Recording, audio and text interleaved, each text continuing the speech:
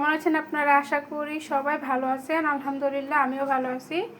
তো আজকে সেহরির জন্য কি কি রান্না হয়েছে সেগুলো আপনাদের সাথে শেয়ার করব। এখানে হচ্ছে সাদা ভাত রান্না করছি। এখানে হচ্ছে লাউ পাতা সিদ্ধ করে ব্লেন্ডার করে তারপর এটা তেলের মধ্যে দিছি, আপনার রসুন পেঁয়াজ দিয়ে তারপর ভাজা করছি আর কি। লাউ পাতা এগুলো আমার ছেলে মেয়ের পছন্দ। তারপর এখানে হচ্ছে আপনার মুরগি দিয়ে আলু দিয়ে কষায় রান্না করছি ভুনা। এখানে হচ্ছে আপনার দেশি আলু দিয়ে বেগুন দিয়ে একটা শুটকি রান্না করছি আর কি। এখানে হচ্ছে আপনার ভেন্ডি ভাজা, আর এখানে হচ্ছে আপনার ওই যে কী শাক বলে না, কলমি শাক, হ্যাঁ কলমি শাক ভাজা করছি। তো আজকে সেহরির জন্য এগুলো রান্না হয়েছে।